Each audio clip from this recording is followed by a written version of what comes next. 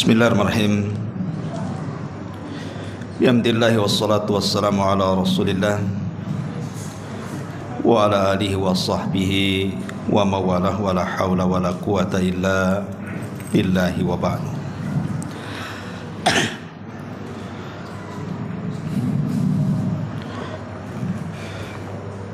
Baik, kita lanjutkan masih membahas ayat-ayat seputar Ramadan. Dan kita masuk pada ayat ke 185.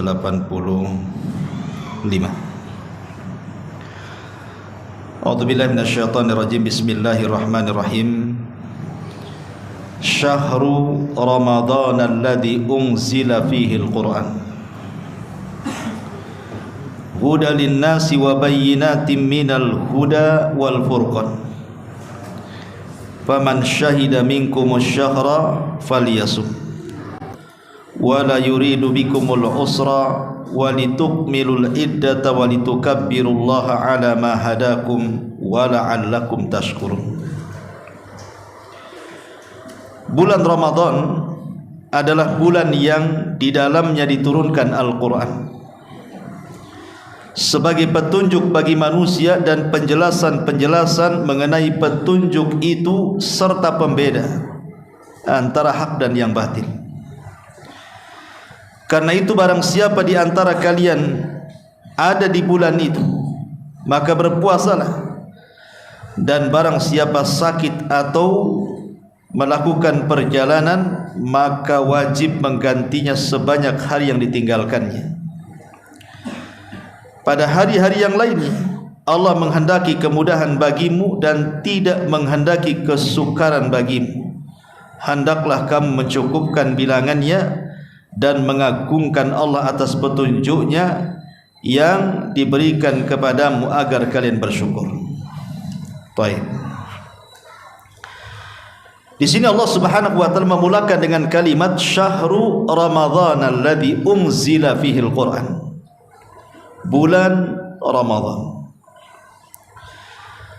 Kalimat Ramadan itu diambil dari 3 huruf, Ra, Mim, dan Dhad.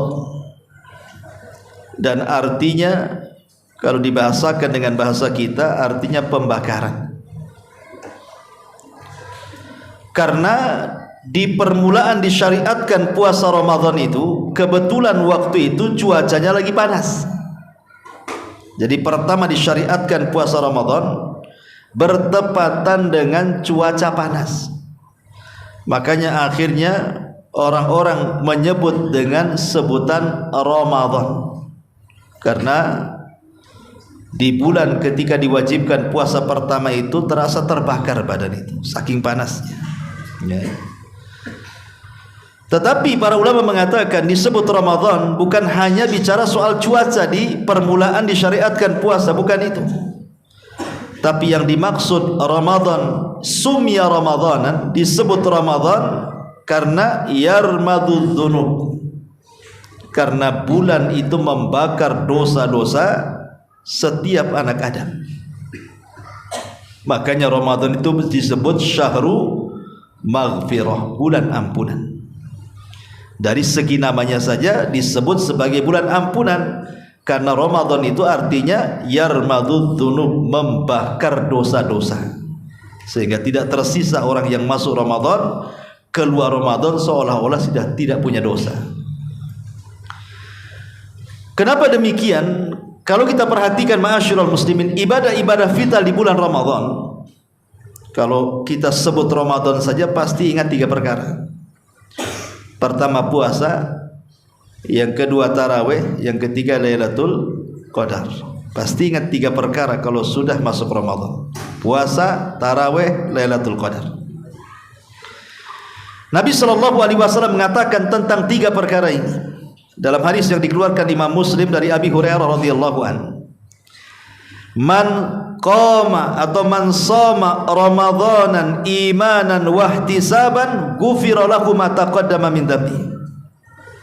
Barang siapa yang berpuasa di bulan Ramadan penuh dengan iman, artinya yakin akan perintahnya, dan juga penuh dengan harapan akan dibalas dan diganjar karena puasanya, maka Rasul katakan ghufira lahu ma taqaddama min dambi, maka dosa-dosanya akan diampuni. Dari sini kita tahu bahwa siang hari Ramadan adalah siang ampunan. Semata-mata kita berpuasa Ramadan, kemudian yakin akan perintahnya, yakin akan pahalanya, itu sudah diampuni dosanya. Karena barang siapa yang berpuasa Ramadan penuh iman dan mengharap pahala, dihapus dosanya kan. Jadi semata-mata puasa saja hilang dosa kita di siang hari Ramadan itu. Kemudian malam hari Ramadannya Allah Rasul mengatakan man qama Ramadhana, wa fi riwayatin man qama lailata qadri imanan wa ihtisaban ghufira lahu ma taqaddama min dhanbi. Barang siapa yang berdiri salat tarawih, dalam riwayat barang siapa yang menghidupkan malam Lailatul Qadar penuh dengan iman dan mengharap pahala Allah, diampuni dosa-dosanya. Malamnya menjadi malam ampunan, siangnya menjadi siang ampunan 24 jam.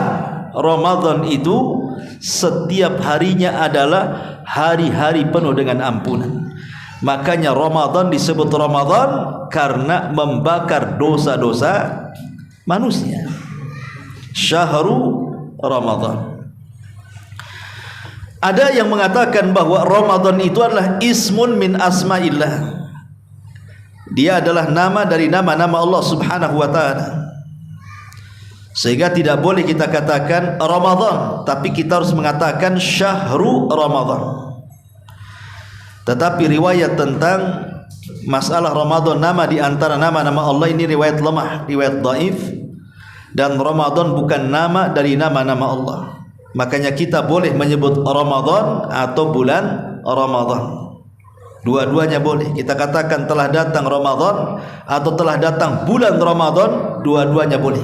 Karena Ramadan bukan nama dari nama-nama Allah Subhanahu wa taala. Adapun hadis yang mengatakan bahwa Ramadan nama Allah adalah hadis yang sangat lemah, tidak bisa dijadikan hujah. Di sini Allah mengatakan syahru Ramadan alladzi unzila fihi al-Qur'an. Diturunkan padanya Al-Qur'an.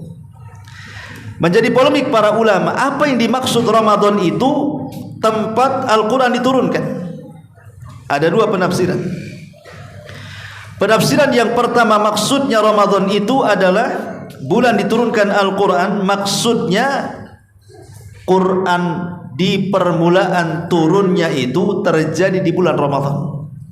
Jadi Al-Quran di permulaannya ketika turun kepada Rasul itu di bulan Ramadan.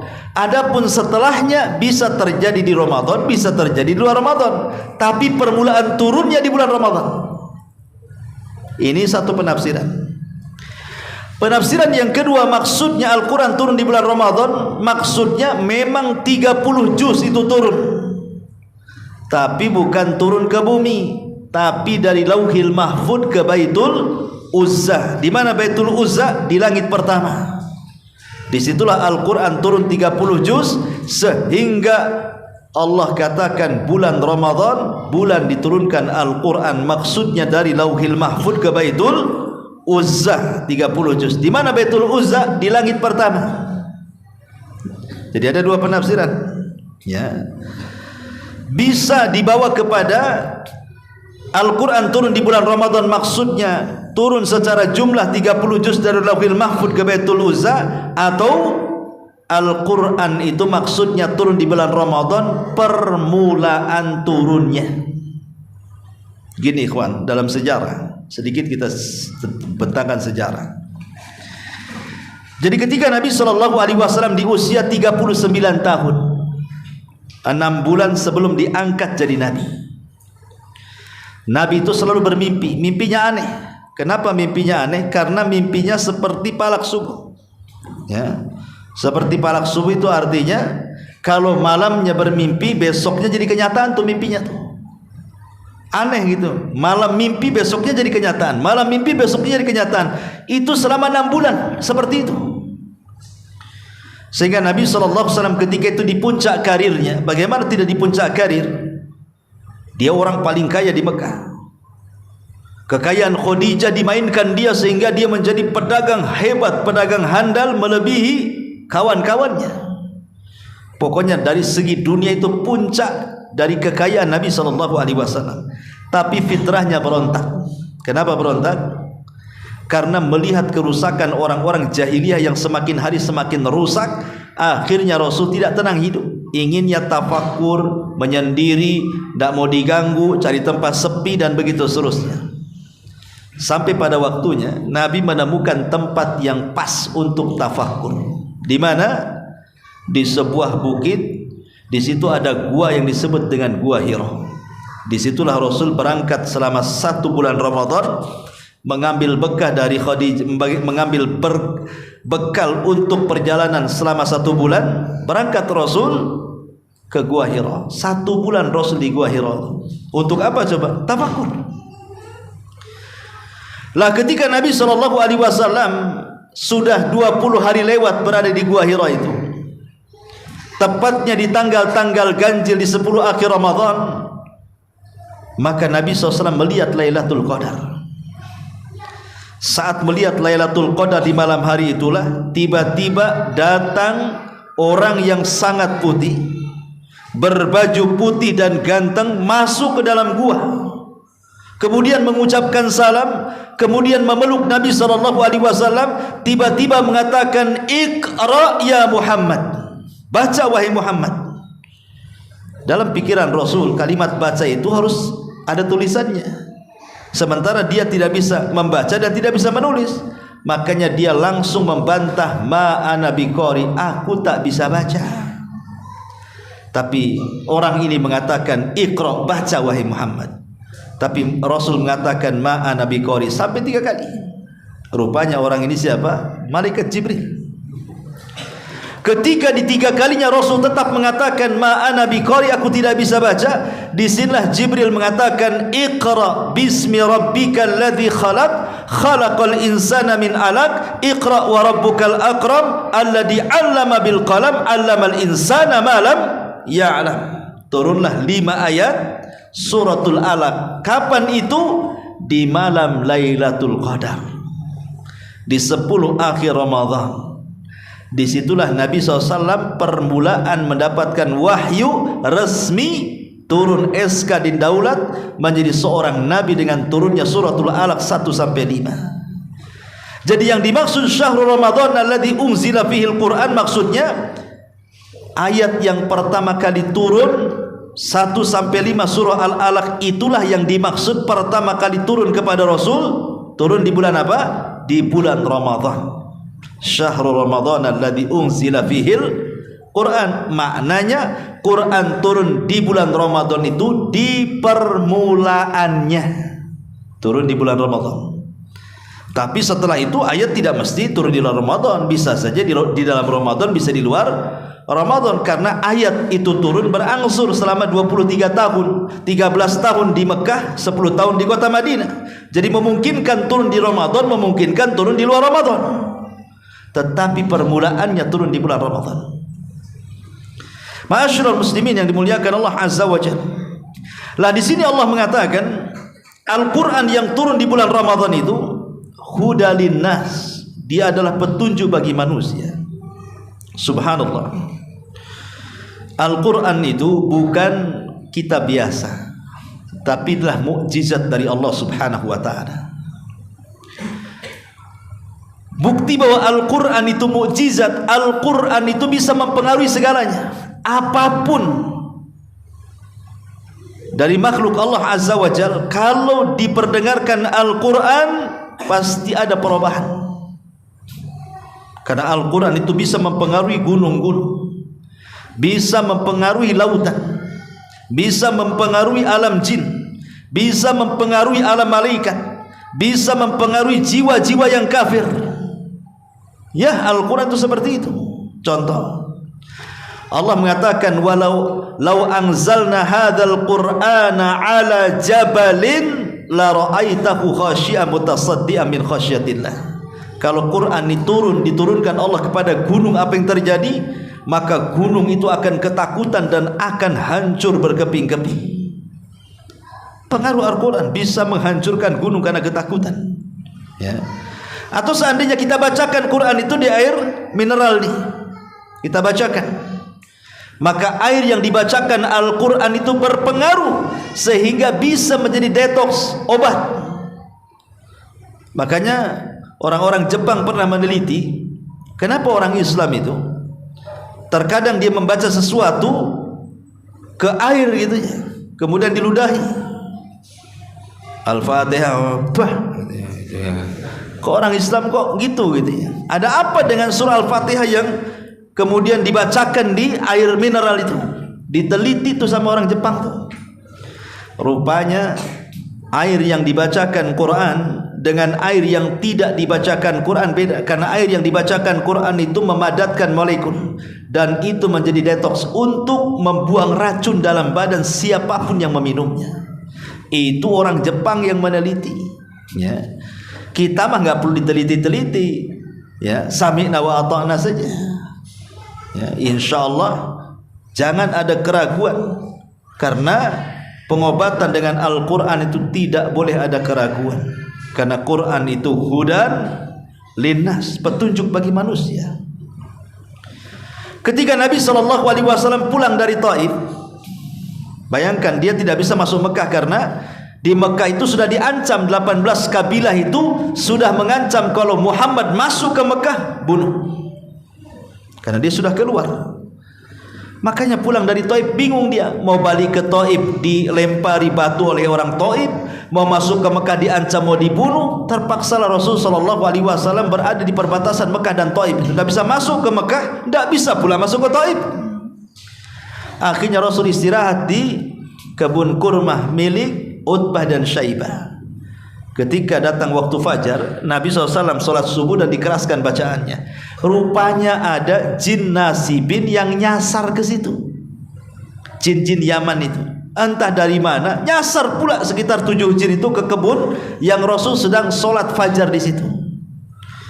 Maka jin-jin ini mendengar Nabi SAW sedang membaca Quran. Apa yang terjadi? Tiba-tiba mereka mengatakan, aman Nabi, kami beriman dengannya. Sejak itu dia masuk Islam. Jin-jin ini kemudian pulang ke Yaman, mendakwahkan kepada kalangan jin yang lainnya untuk masuk kepada syariatnya Nabi SAW. Bayangkan jin mendengar satu Quran, satu ayat yang dibacakan satu kali saja dalam sholat subuh Rasul, langsung beriman. Jadi Quran itu bisa membawa pengaruh kepada jin. Satu kali dengar beriman. Antum berkali-kali dengar lo nggak beriman. Nah, berarti kadang-kadang jin ini lebih hebat dibandingkan manusia gitu ya. Karena satu kali beriman aja berpengaruh. Kita ini baca Quran tidak berpengaruh. Kalau musik baru pengaruh. Mulai joget kan itu. Ma'asyiral muslimin yang dimuliakan Allah Azza wa Jalla, menunjukkan bahwa Quran ini pengaruh kepada jin atau kepada malaikat. Usaid ibn Hudhair radhiyallahu anhu, suatu malam dia baca Quran. Di sampingnya putranya namanya Yahya tidur. Di samping Yahya ada kuda yang sedang diikat. Kemudian Usaid ibn Hudhair membaca Quran.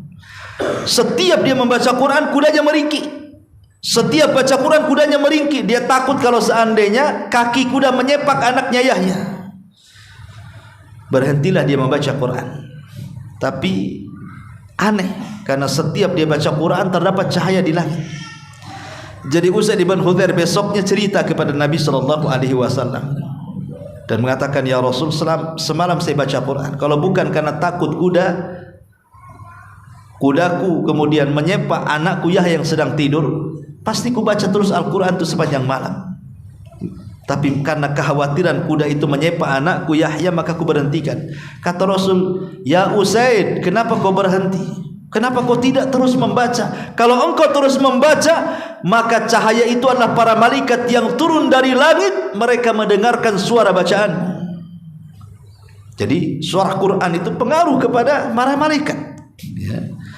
Ya, karena Quran itu hudan, petunjuk. Banyak orang kafir itu ya mendengar Quran tidak tahu maknanya loh, tapi mereka sedap mendengarnya, tiba-tiba masuk Islam. Dulu di zaman Nabi ada orang namanya Zubair ibn Mut'im radhiyallahu anhu. di masa jahiliyah. Dia orang yang paling dendam kepada Nabi. Saking dendamnya dia ingin membunuh Nabi itu. Sampai dia merencanakan untuk membunuh Nabi saat sholat maghrib. Dibawa pedangnya, bergerak dari Mekah ke Madinah, kemudian mengendap-endap menunggu Rasul sedang sholat maghrib, karena orang sedang mengimami kan tidak bersenjata tuh. Padahal jarak dia dengan Rasul sudah dekat tuh. Kalau dia mau membunuhnya bisa saja. Tapi Nabi SAW tiba-tiba membaca surah Toha sampai kepada ayat am khuliqu min ghairi syai'in am humul khaliqun am khalaqus samawati wal ardi bal la yuqinun. Tiba-tiba kemudian Zubair pun menangis dan mengatakan kada qalbi an yatir, hampir hatiku terbang, katanya. Hidayah masuk. Dia sarungkan kembali pedangnya, menunggu Rasul selesai salam. Setelah salam didekati Rasul, kemudian diambil tangannya dan mengatakan asyhadu an la ilaha illallah wa asyhadu annaka rasulullah. Niat mau membunuh berbalik 180 derajat, jadi masuk Islam pula dia. Nah, itulah bagaimana bacaan Quran itu mempengaruhi ya. Lah Quran ini turun di bulan Ramadan. Syahrul Ramadan alladzi unzila fihi al-Quran hudal lin-nasi wa bayyinatin minal huda wal furqan. Kemudian Allah mengatakan faman syahida minkumus sahra falyasum. Barang siapa yang menyaksikan di antara kalian bulan maka puasalah. Ma'asyiral muslimin yang dimuliakan Allah Azza wa Jalla, ulama berselisih pendapat soal ru'yatul hilal, melihat bulan di mana setelah itu masuk Ramadan atau masuk bulan Syawal. Apakah setiap negeri itu punya matla masing-masing tempat melihat, ataukah setiap negeri itu melihat kepada yang melihat pertama kali, maka satu dunia harus mengikut kepada yang melihat pertama kali? Ini jadi polemik para ulama. Kenapa jadi polemik dua pendapat ini? Karena ada hadis yang mengatakan idza ra'aitumuhu fasumu, kalau kalian melihat bulan puasa, tanpa menyebut di negara mana. Pokoknya kalau di negara manapun di dunia ada yang melihat bulan, maka satu dunia mengikut kepada negara yang melihat itu. Zahirnya hadis seperti itu. Tapi di lain riwayat ada seorang sahabat di masa kekuasaan Muawiyah ibn Abi Sufyan. Sahabat ini dia safar ke Syam. Rupanya orang-orang Syam melihat bulan di hari Jumat. Jadi Kamisnya mereka meneropong, rupanya nampak bulan, Jumatnya mereka puasa. Namanya Quraib. Ada seorang namanya Quraib, itu safar ke Syam. Kemudian orang-orang Syam yang dipimpin Muawiyah menetapkan puasa hari Jumat. Kenapa? Karena Kamis sorenya bulan kelihatan. Lah si Quraib ini pulang dari Syam menuju Madinah. Sampai di kota Madinah, heran karena penduduk Madinah puasanya hari Sabtu, sementara orang Syam puasanya hari Jumat. Jadi Quraib ini bertanya kepada Abdullah ibn Abbas radhiyallahu anhu, tidakkah cukup dengan ru'yatu hilal Muawiyah? Tidak cukup ya dengan Muawiyah melihat hilal. Kenapa kalian puasa Sabtu? Kenapa tidak Jumat mengikuti Syam? Bukankah di sana melihat bulan? Katanya. Tapi Abdullah ibn Abbas radhiyallahu anhu mengatakan, hakadha amarana Nabi sallallahu alaihi wasallam. Begitulah apa yang diperintahkan Nabi. Kami di sini, kami sudah berusaha melihat bulan, karena tidak terlihat kami genapkan menjadi 30 hari. Makanya jatuh di hari Sabtu puasanya, sementara Syam karena melihat, maka mereka pun puasanya jatuh di hari Jumat. Menunjukkan apa? Syam punya kebijakan sendiri penentuan Ramadan, Madinah juga punya penentuan sendiri ketika menentukan Ramadan. Dari sini jadi polemik dari dua tadi riwayat tadi. Yang satu mengatakan satu dunia satu matlah, di mana negara melihat, semua negara mengikut kepada yang melihat. Karena Rasul mengatakan apabila kalian melihat bulan puasa, tanpa menyebut di mana negara. Sementara riwayat yang kedua terbalik pula hadis Quraib ini. Rupanya orang Syam puasa di hari Jumat, Madinah pula puasa di hari Sabtu. Berarti masing-masing negara punya kebijakan. Lalu yang mana yang kuat di sini? Ya. Secara dalil dua-duanya kuat karena memang berdalil kan itu ya. Tetapi bagaimanapun mengikuti pemerintah itu jauh lebih baik. Karena Rasul yang mengatakan saumukum yauma tasumun wa fitrukum yauma tuftirun. Puasa kalian manakala pemerintah berpuasa, dan Idul Fitri kalian manakala pemerintah melaksanakan Idul Fitri. Karena itu bisa menjadikan perpecahan. Maka sebaiknya penentuan Ramadan nunggu keputusan pemerintah. Kalau pemerintah nengok bulan besok puasa, ikut puasa. Kata pemerintah, oh tidak jadi puasa, nggak nampak tuh bulannya, berarti lusanya lagi kita puasa. Ya, ma'asyiral muslimin yang dimuliakan Allah Azza wa Jalla, faman syahida minkumus syahra falyasumhu wa man kana maridun aw ala safarin fa iddatu min ayyamin ukhar yuridullahu bikumul yusra wa la yuridu bikumul usra. Barang siapa yang sakit ataupun safar kemudian berbuka, maka qadanya di hari yang lain. Allah menghendaki kalian kemudahan, tidak menghendaki kepada kalian kesulitan. Walitukmilul iddata walitukabbirullaha ala ma hadakum wa la'allakum tashkurun, agar kalian menyempurnakan bilangan, bisa 29, bisa 30 hari, dan agar kalian membesarkan Allah atas hidayah yang Allah anugerahkan kepada kalian, dan agar kalian bersyukur kepada Allah Subhanahu wa taala. Kemudian Allah Subhanahu wa taala katakan, wa idza sa'alaka ibadi anni fa inni qarib ujibu da'watad da'i dada'an falyastajibu li wal yu'minu bi la'allahum yarshudun. Apabila hamba-hambaku bertanya kepadamu wahai Muhammad soal aku, katakan aku dekat. Aku yang mengabulkan setiap doa orang yang berdoa kepadaku, maka penuhilah panggilanku, berimanlah kepadaku agar kalian mendapatkan petunjuk. Sudah sering saya katakan berulang-ulang, ayat ini menunjukkan ayat kedekatan kita dengan Allah. Apabila hamba-hambaku bertanya kepadamu wahai Muhammad tentang aku, jawablah aku dekat. Maknanya apa? Allah itu dekat dengan kita. Tetapi kita bisa perhatikan kenapa ayat kedekatan Allah dengan hambanya diletakkan di sela-sela ayat yang bicara tentang Ramadan. Ini kan ayat yang sedang kita baca ini kan masih bicara ayat-ayat Ramadan. Ayat yang bicara tentang hukum-hukum seputar Ramadan. Kenapa ayat kedekatan Allah dengan hambanya diletakkan di sela-sela ayat-ayat yang berbicara soal Ramadan? Maka ulama menjawab, boleh jadi kedekatan Allah Subhanahu wa taala maksudnya dengan hamba-hambanya di bulan Ramadan jauh lebih dekat dibandingkan di luar Ramadan.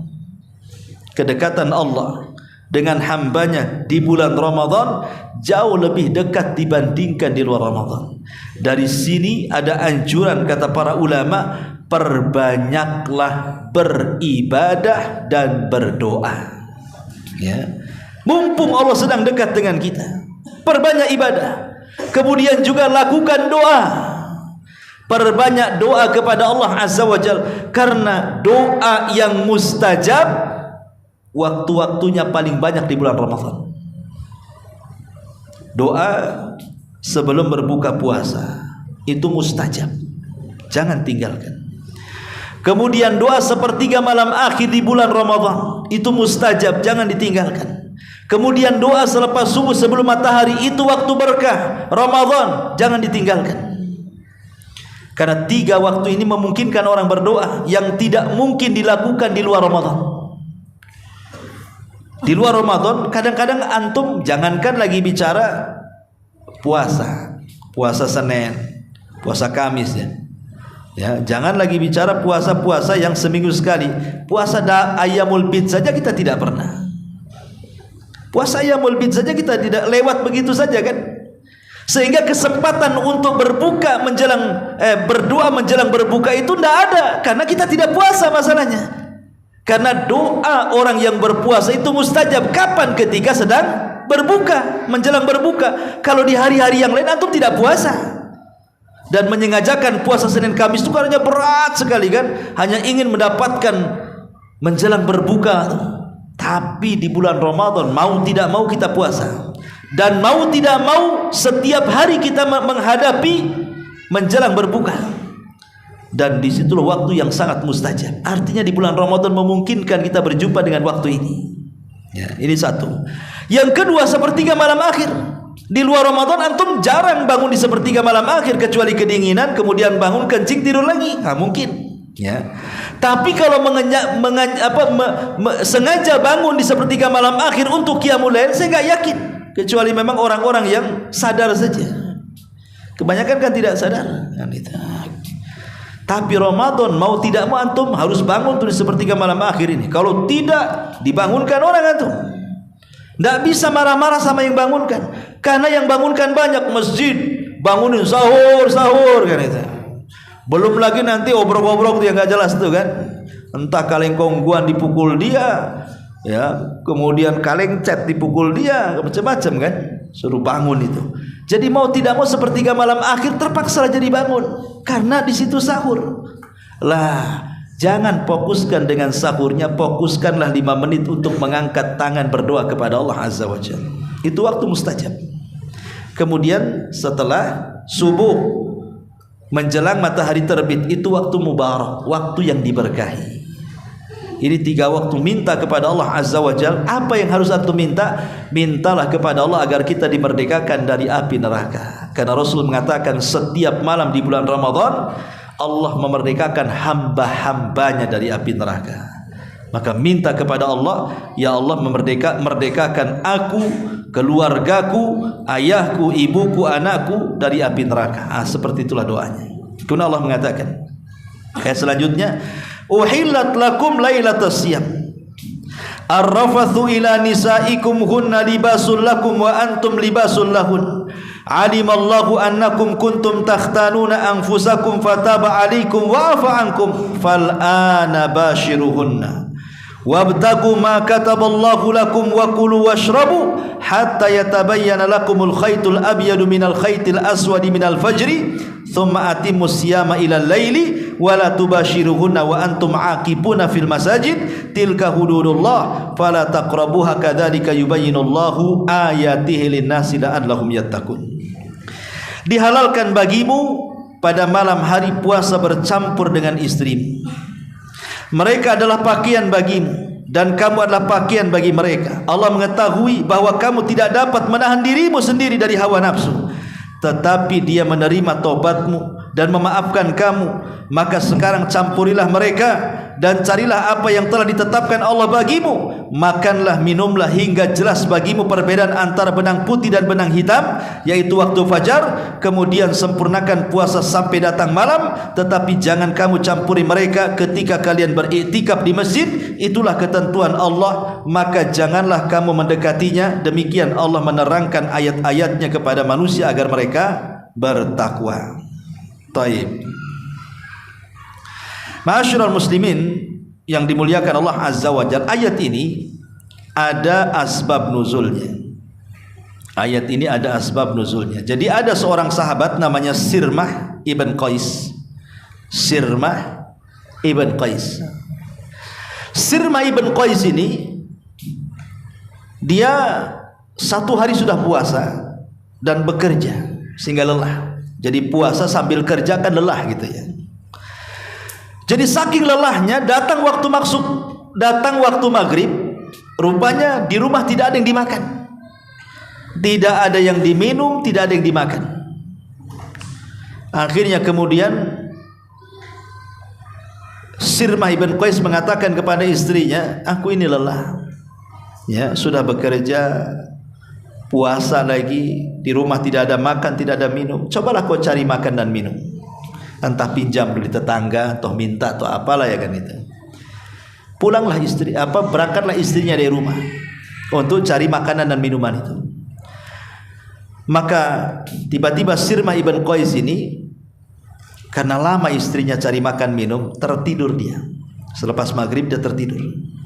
Ya. Dan ingat, di permulaan puasa, siapa yang tertidur setelah maghrib maka tidak boleh makan setelahnya.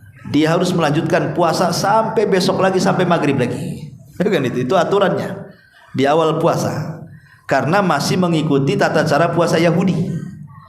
Ya, orang Yahudi itu puasa tidak ada sahur. Mereka berbukanya ketika bintang muncul, itulah mereka berbuka sekaligus sahur gitu maksudnya.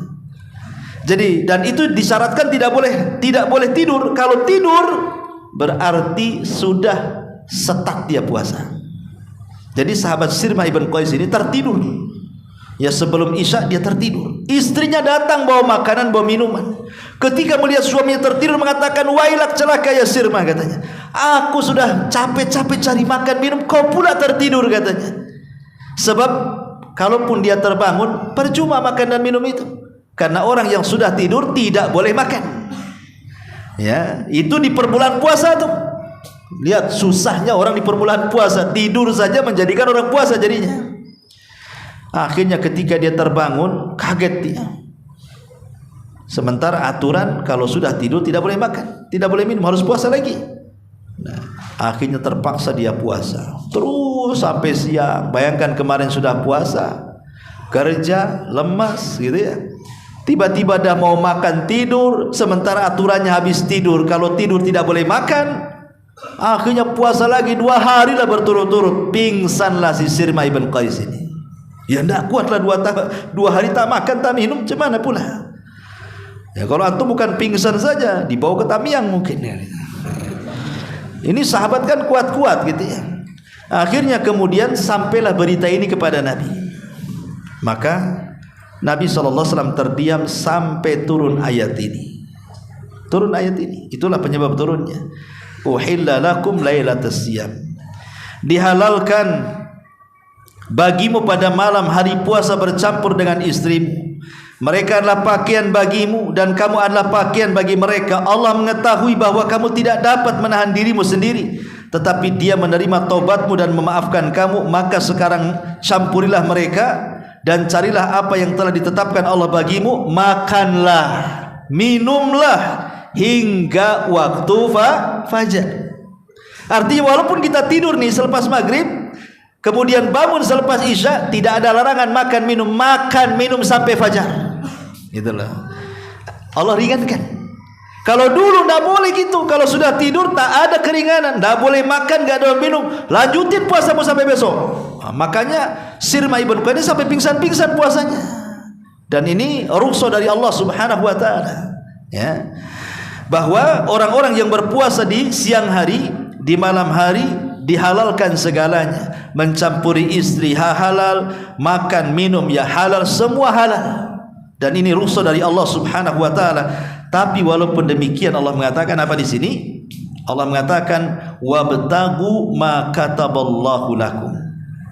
Ya, memang Allah halalkan kepada kalian makan, minum di malam hari, berhubungan dengan istri kalian, tetapi ingat bahwa di malam hari Ramadan itu ada Lailatul Qadar. Ya, makanya Allah mengatakan di sini dihalalkan bagimu pada malam hari puasa bercampur dengan istri mereka adalah pakaian bagimu dan kamu pakaian bagi mereka. Dan Allah mengetahui bahwa kamu tidak dapat menahan dirimu sendiri, tetapi Dia menerima taubatmu dan memaafkan kamu. Maka sekarang campurilah mereka dan carilah apa yang telah ditetapkan Allah bagimu. Artinya carilah Lailatul Qadar, karena itu sudah ditetapkan bagimu. Jangan dilalaikan, jangan makan terus, jangan melakukan hubungan terus. Di sana ada malam yang harus kau cari, yang disebut dengan Lailatul Qadar. Sedikit bicara Lailatul Qadar. Lailatul Qadar itu terdiri dari 2 kata. Lailatul Al-Qadari. Kalau lail, ma'ruf lah lail. Ya. Lail itu apa artinya? Malam. Dulu ada namanya Laila Majnun. Ya. Si Majnun ini kalau malam hari senang karena malam itu nama pacarnya Lail. Si Lail kan namanya dia Majnun. Kalau siang hari dia gila, nggak suka karena siang dalam bahasa Arab nahar, pacarnya hilang. Kalau malam pacarnya datang, Lailun, kan namanya pacarnya Lailun. Kalau gelap senang dia, suka di kegelapan, maka disebut Majnun tuh. Gila kan gitu. Suka di gelap-gelap, hati-hati, jangan suka di gelap-gelapan tuh. Bisa Majnun nanti. Ya. Lailun itu artinya malam. Kalau Qadar itu, satu makna Qadar itu artinya mulia. Kalau orang Arab mengatakan fulan dzatu qadrin, fulan itu memiliki qadar, maksudnya fulan itu punya kemuliaan. Maknanya Lailatul Qadar itu malam yang penuh dengan kemuliaan. Ada yang mengatakan qadri itu artinya sempit, sebagaimana Allah mengatakan faman qudira alaihi rizqu falyunfik. Barang siapa yang disempitkan rizkinya, banyak-banyak infak. Berarti qudira diambil dari qadar. Berarti al-qadari, malam yang sempit. Kenapa sempit? Karena banyak malaikat yang turun dari langit dan jumlah mereka lebih banyak dibandingkan jumlah kerikil yang ada di bumi, sehingga menyempitkan bumi. Makanya malam itu disebut Lailatul Qadar, malam yang sempit karena penuh dengan malaikat. Ada juga yang mengatakan qadar itu artinya ya takdir, malam takdir, karena malam itu ada daur ulang takdir. Setahun yang akan datang itu daur ulang takdir kita oleh malaikat. Makanya Rasul mengatakan faman hurima khairaha faqad hurim, siapa yang diharamkan mendapatkan kebaikan malam itu, maka selamanya tidak akan mendapatkan kebaikan sampai tahun depan. Ya. Itulah makna al-qadar. Yang ingin saya katakan adalah kalimat lailatun, kalimat malam. Malam ini memiliki dua definisi. Ada malam menurut kita manusia, dan itu ketika terbenam matahari. Semata-mata terbenam matahari menurut kita manusia itu malam. Ya. Tapi malam menurut Allah beda. Malam menurut Allah itu dimulai waktu asar. Kalau malam menurut kita dimulai waktu maghrib, itulah bedanya. Kalau malam menurut manusia dimulai waktu maghrib, diakhiri terbit matahari. Kalau malam menurut Allah diawali waktu asar, diakhiri waktu fajar. Pertanyaannya, Lailatul Qadar itu malamnya ikut siapa? Ikut kita kah? Ikut Allah kah? Kalau ikut kita berarti Lailatul Qadar itu dimulai ketika maghrib dan diakhiri dengan terbit matahari. Tapi kalau menurut ketentuan Allah berarti Lailatul Qadar itu masuk waktu asar saja sudah dianggap Lailatul Qadar dan berakhir di waktu fajar. Dan itu yang sahih wallahu a'lam. Pendapat yang kuat wallahu alam bahwa Lailatul Qadar itu dibawa kepada lailatun indallah, malam menurut ketentuan Allah. Berarti semata-mata masuk waktu asar di 10 akhir Ramadan, di tanggal-tanggal ganjil, berarti di situ sudah masuk malam Lailatul Qadar. Tetapi yang ingin saya nasihatkan kepada antum, tolong kalau sudah 10 akhir Ramadan, tinggalkan dua perkara. Jangan pernah mencari malam ganjil dan jangan pernah mencari tanda-tanda Lailatul Qadar. Nggak akan dapat Lailatul Qadar. Ya. Kenapa? Apalagi negeri kita ini kadang-kadang ada yang berbeda puasanya antara ormas dengan pemerintah. Pemerintah Jumat, ormas pula Sabtu. Kata pemerintah, ini hari ganjil. Kata si ormas, ini genap loh, kan itu. Kata si ormas, ini ganjil. Kata pemerintah, genap. Jadi kata ormas Lailatul Qadar, kata pemerintah bukan Lailatul Qadar. Sebaliknya juga gitu. Maka jangan pernah mencari tanggal ganjil, nggak akan dapat. Karena rebutan tanggal ganjil itu antara pemerintah dan ormas itu. Sebaiknya hidupkan saja mulai tanggal 20 sampai selesai Ramadan. Dipastikan antum dapat Lailatul Qadar. Satu. Yang kedua, hindari jangan sedikit-sedikit mencari tanda-tanda Lailatul Qadar. Kata Ustadz, Lailatul Qadar itu anginnya tidak terlampau kencang, tidak pula tidak ada angin, tidak ada oksigen. Ya ada lah, mah tidak ada oksigen, kan itu. Kata Ustadz itu cuacanya Masya Allah tidak terlalu panas, tidak terlalu dingin, kan itu. Jadi setiap tanggal 21 lari ke lapangan, dirasa-rasa cuaca tuh. Kok dingin gini, geregas-geregas. Iyalah lagi demam. Ya, nggak akan bisa Anda itu memastikan ini malam Lailatul Qadar atau enggak. Nggak bisa. Ya. Jadi dari sini kita tahu bahwa kalau ingin mendapatkan Lailatul Qadar, hindari dua perkara ini. Sudah hidupkan saja 10 malam terakhir Ramadan sampai selesai. Makanya sering saya contohkan logika yang mudah ya, ikhwan. Logika yang mudah sekali. Kalau seandainya antum punya uang 100.000, antum pecah menjadi 10.000. Coba setiap malam itu antum datang ke masjid, datanglah ke Pontrenis ini kan. Ya, atau kalau malas ke Pontrenis datang ke Jabal Uhud. Ya. Masukkan tuh 10.000 tuh setiap malam, ya, atau di zigzag, malam ini Jabal Uhud, malam ini Pontrenis, malam ini Jabal Uhud, malam ini Pontrenis. 10 hari saja, ya, 10 hari. Saya yakin dari 10 hari itu antum akan mendapatkan Lailatul Qadar di 10.000 itu. Tidak mungkin tidak. Kalau 10 hari antum masukkan, besok infak, besoknya lagi infak, besoknya lagi infak, sampai habis. Pasti yang 10.000 itu ada yang bertepatan dengan Lailatul Qadar. Tidak mungkin tidak. Pasti ada yang bertepatan dengan Lailatul Qadar. Ketika yang 10.000 itu ada yang bertepatan dengan Lailatul Qadar, maknanya berarti antum sedang bersedekah 84 tahun, atau bahasa Quran 1000 bulan. Berarti seolah-olah berapa miliar antum infak tuh coba. Padahal 10.000 saja. Gimana kalau setiap malam antum tambah 20.000? Atau umpamanya antum punya uang 1 juta, antum pecah menjadi 100 ribuan. Berarti dari 100.000 itu kalau ini bertepatan dengan Lailatul Qadar, kalilah 84 tahun, setiap hari antum infak 100.000. Nah, berapa triliun antum infak? Luar biasa, ikhwan. Itu baru infak. Ya. Kalau seandainya antum umpamanya ingin dawamkan, pokoknya habis isya lah. Habis isya antum bacalah entah Qul huwallahu ahad Allah, atau Qul ya ayyuhal kafirun, atau Qul ya ayyuhanna, Qul uhiya ilayya, yang agak panjang lah ya. Qul uhiya ilayya annahu istama'a nafaru minal jin. Itu Qul yang paling panjang itu. Surah Jin. Itu Qul juga diawali Qul ya. Tapi kalau Qul ya ayyuhal kafirun, Qul huwallahu itu ya 3 Qul namanya. Ya. Tapi oke lah antum membaca 3 Qul lah.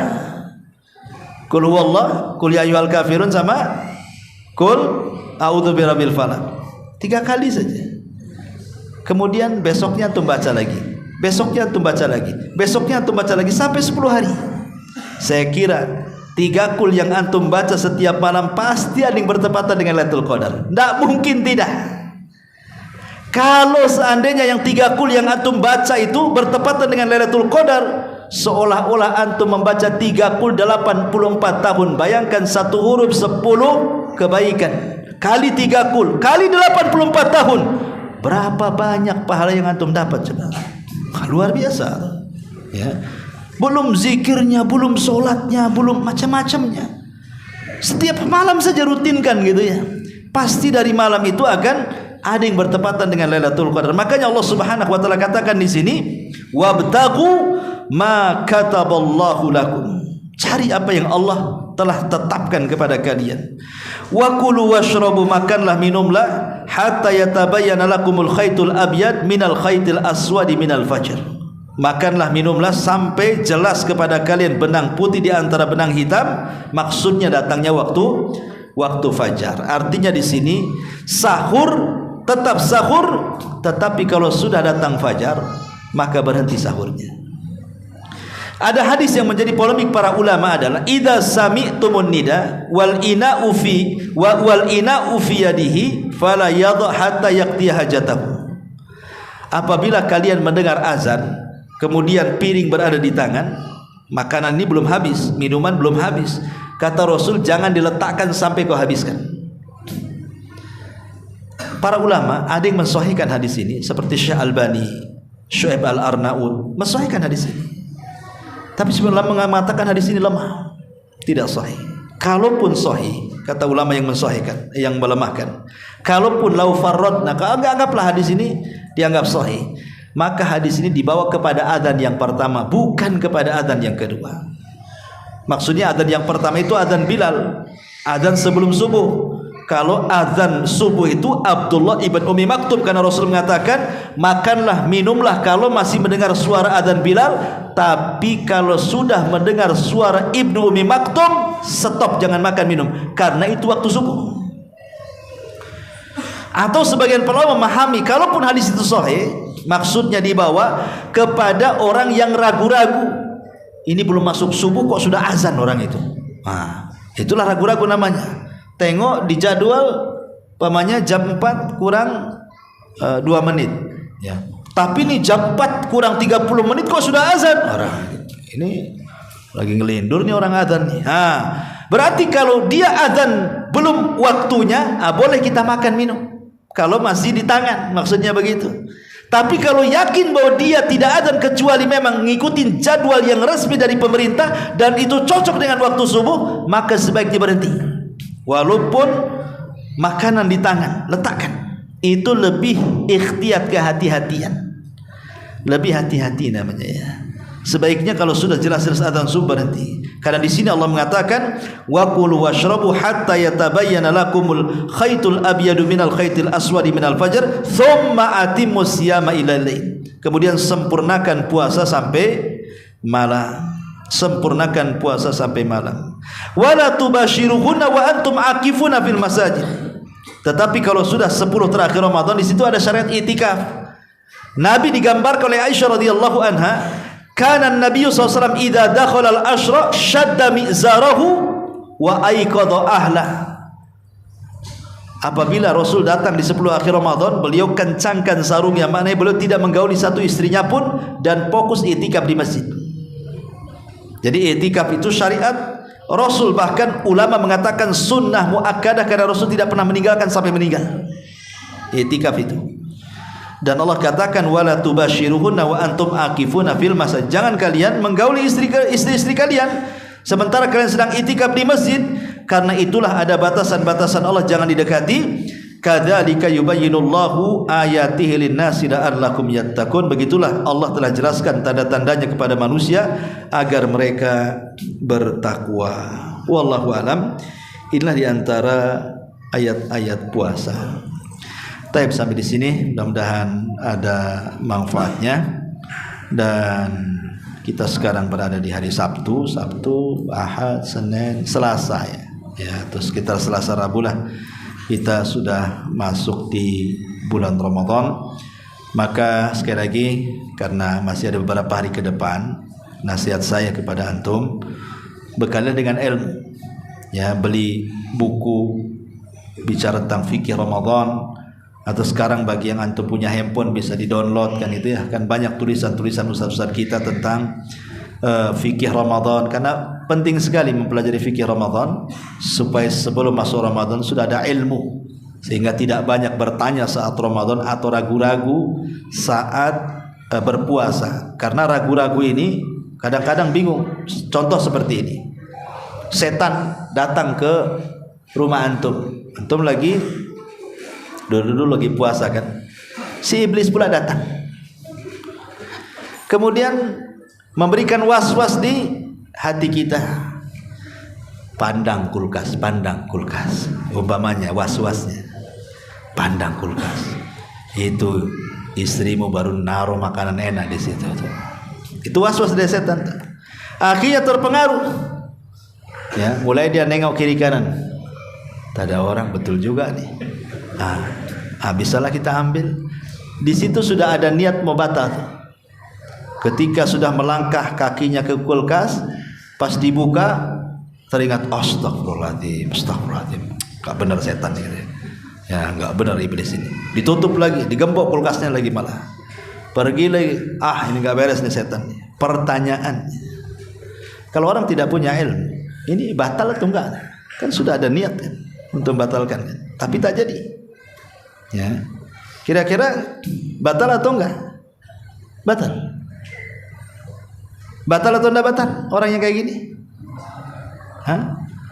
Masya Allah, ikhtalafu.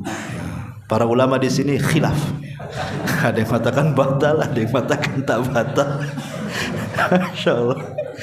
Itulah, karena tidak ada ilmu kan pusing kita jadinya. Ya, karena di sini kan ada niat nih. Ada yang mengatakan, karena ulama sendiri memang berselisih pendapat. Ada yang mengatakan batal, ada yang mengatakan tidak batal. Ya kayak antum berselisih juga, ada yang mengatakan batal, ada yang mengatakan batal kan. Ada yang mengatakan batal karena sudah ada niat batal. Tapi dia mengatakan tidak batal karena itu hanya niat saja, karena belum betul-betul makan gitu ya. Tapi ikhtiyatnya jangan sampai kemudian orang tergoda seperti itu. Karena syak dalam niat ini membahayakan puasa. Ragu-ragu dalam niat ini membahayakan puasa. Kalau sanggup sampai sore aku puasa, kalau enggak aku batal. Itu kan hati-hati niat-niat kayak gini nih kan. Walaupun ada khilaf di antara ulama, iya kalau seandainya yang kuat yang tidak batal, sekali nanti yang kuat yang batal, habislah puasa kita. Ya, makanya perlu ilmu dalam menghadapi Ramadan ini, karena ada perkara-perkara itu terkadang harus ada ilmunya sehingga tidak ragu-ragu lagi ketika menghadapi bulan Ramadan. Wallahu a'lam. Ini yang bisa sampaikan, kita tutup dengan doa kafaratul majelis. Subhanaka bihamdika asyhadu an la ilaha illa anta astaghfiruka wa atubu ilaik. Allahu ta'ala alam. Assalamualaikum warahmatullahi wabarakatuh.